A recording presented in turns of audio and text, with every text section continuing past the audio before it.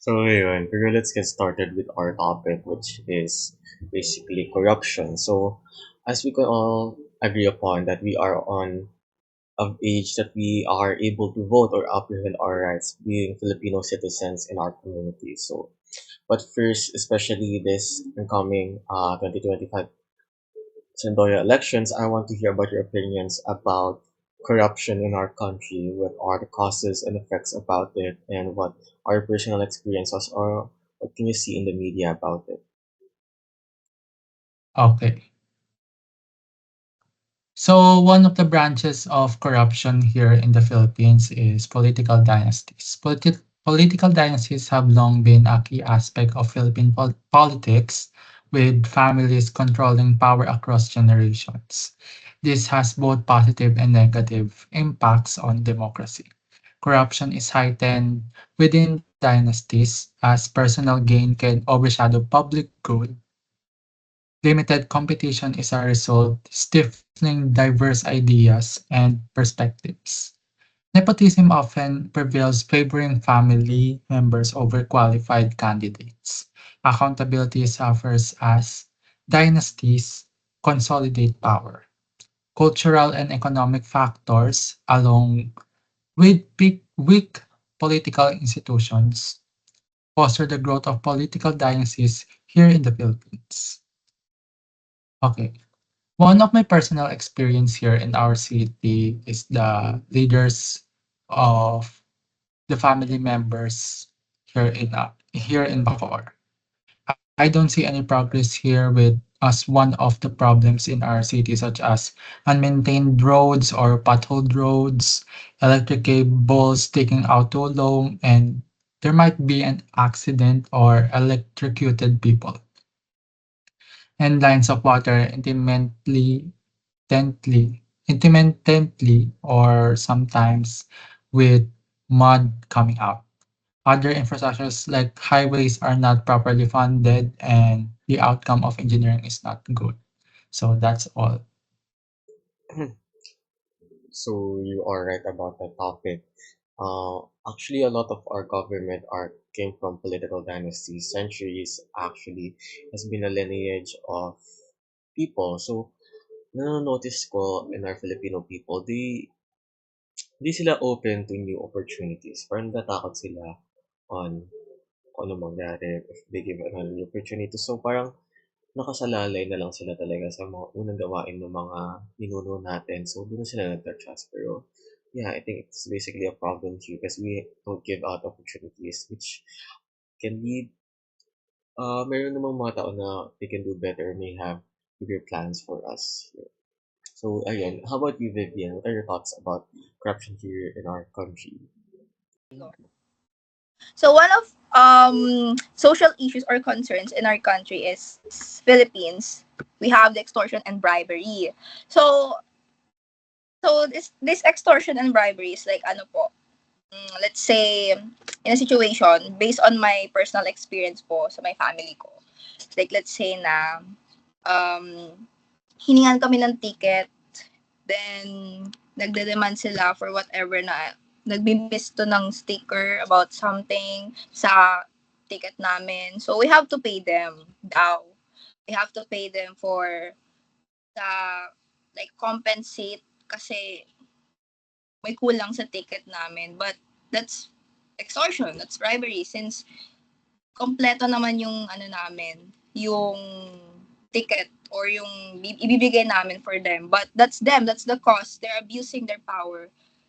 And they're it's ano din po kasi it can cause threats din po and lack of accountability sa mga enforcement ano po. So po, that's one of the causes, the abuse of the power from the extortion and bribery, the threats from the work enforcement people po. And for the effects naman po, ang maging effects po kasi ng bribery sa ating bansa is pwede pong ang ating mga mamamayang Pilipino is mawalan ng tiwala or the lack of trust sa ating mga public worker officers. So, my topic in our problem 3 revolves around money and embezzlement. When we talk about embezzlement, yun yung about sa illegal na pag-take ng mga funds. Say for example, di ba, in our government, if we're public officials, we try to propose projects for the people. So, naglalagay tayo doon ng mga proposed budget. And with that, kapag ka nabigay na sa atin yung budget na yun, we have to maintain transparency. Pero when it comes to embezzlement, yung transparency, nawawala siya. And ang nangyayari niyan, later on, yung mga funds na yun na proposed for a specific budget, ang ending is na-utilize siya for some other use, which is a form of corruption.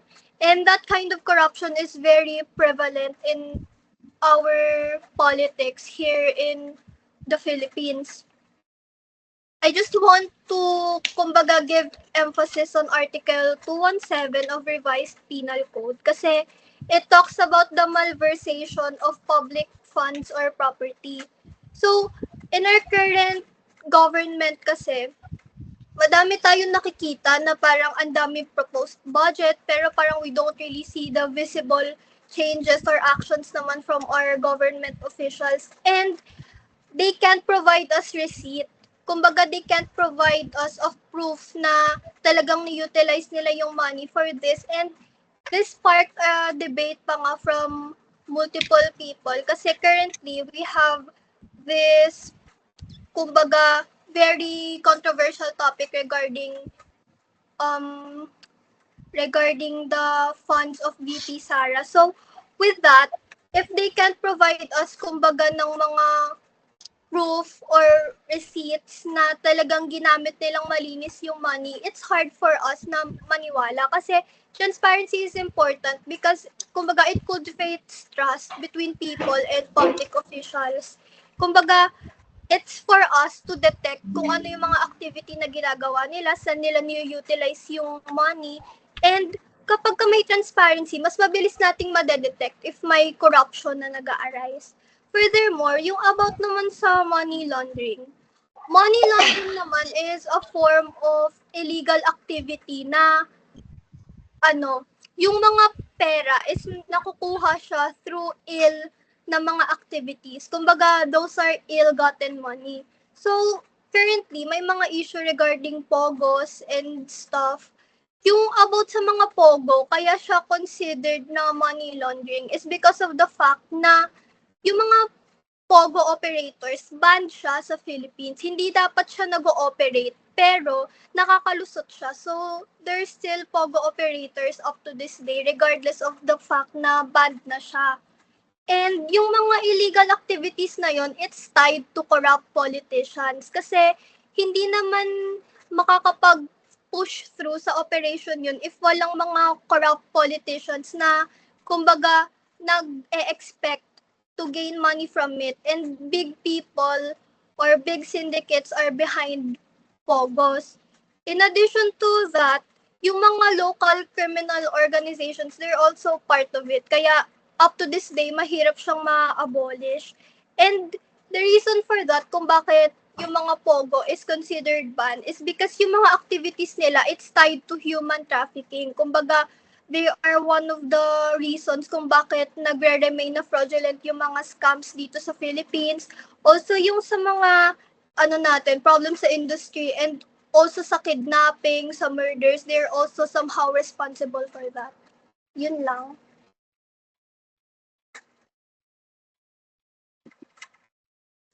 So, yung diniscuss mo ngayon sa atin is effect ng embezzlement and corruption ng tax evasion of politics sa country. Pero sa tingin mo, what's like the cause ng ganito? Like, para sa akin, yung pinaka-cause kung bakit nagpo-push through pa rin yung mga ganitong activities is because sa lack of transparency. Kasi if, say for example, nag-e-impose tayo ng talagang regulated na policies na hindi na talaga makakalusot. Kumbaga, yung pag-enhance yung justice system natin na talagang regardless of your position, pwede ka nilang tanggalin if may gagawin kang masama. Siguro mape-prevent natin yung corruption. Pero up to this day, nape-perpetuate pa din yung corruption, kaya nga hindi mawala-wala yung poverty sa atin. Kasi yung justice system natin is, kumbaga, para sa mayayaman. So, yung mga marginalized, nahihirapan sila kasi yung mga nasa position na yung nagtitake advantage of it. And hindi sila makapag-provide ng transparency sa mga pinagsuservan nila as officials. Sabagay, tama. Nakikita ko din yun. Especially now, kahit sa senatorial, even kahit yan lang sa mga barangay, madami pa rin nanggaganyan na officials natin. Ayun, pero thank you for opening about that topic. Let's move on kay Alexa, Haina. So we've already talked about embezzlement, road corruption, and political dynasty here in the Philippines. Pero sa iyo, Alexa Haina, what's your personal experiences or what can you see in the media about our Philippine government, especially now that the elections are coming up? What can you say about it? So yeah, yung pinaka-focus ko right now is corruption in government, yung mga infrastructure. Kasi as we can see naman, maraming mga infrastructure ngayon na hindi natatapos, especially mga bridges. And dahil yun sa corruption na nangyayari sa government. The key title in this is like the kickbacks and bribery. So, ang nangyayari, public officials often receive bribes in exchange for awarding contracts to big companies or favored companies, which can lead to poor quality projects or unfinished infrastructure.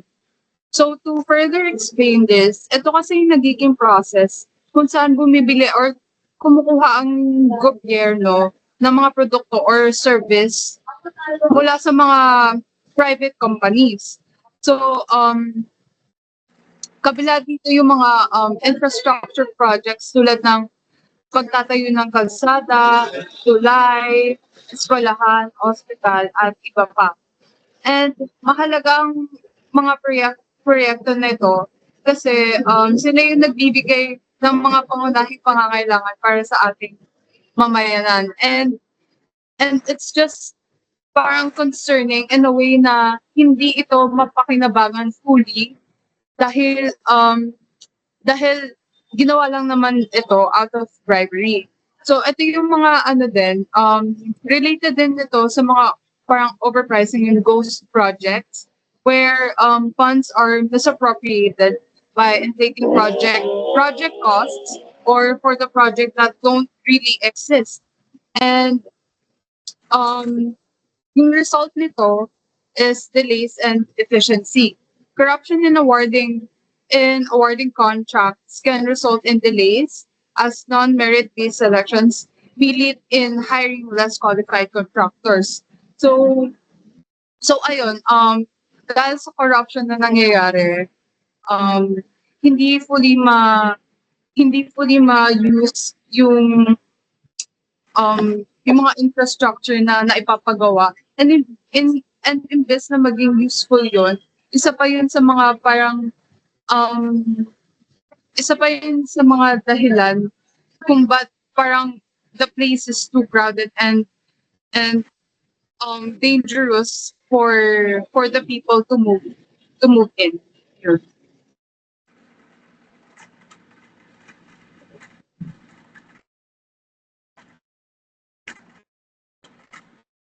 Okay na?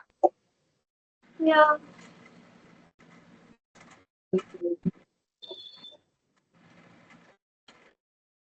Iya, Wait lang, balik. ka.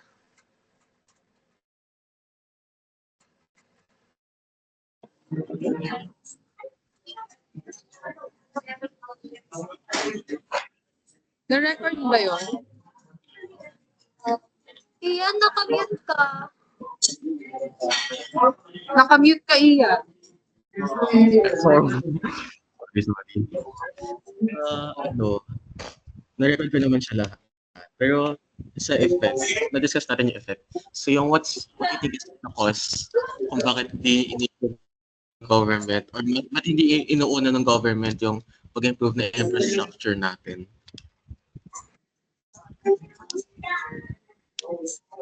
Ano yan?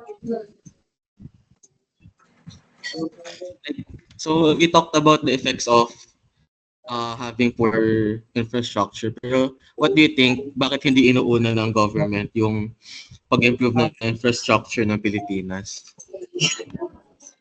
Ayun, so what I think about that is because may mga pansariling luho and kaya tinitira nila yung mga infrastructure is to show people na may nagagawa sila and to show na may mga to show something like a physical thing na may mga naiambag sila, although those infrastructures are are used in a form of corruption and ayun, that's what I think kung ba't nila ni-use yung infrastructure as a way of their self-interest in doing corruption. Yeah, thank you. We had a nice discussion today. I think ma-apply natin siya here sa NSTP at bilang CWTS na tayo, may responsibilidad na tayo bilang Pilipino, tsaka alam ko naman dito lahat tayo is over the age of 18 na, so may karapatan na tayo mag-apprehend ng mga votes natin, especially this upcoming Senatorial 2025 election. So sana we have a good election, we pray for it, and ayun, let's just pray for the Philippines as well.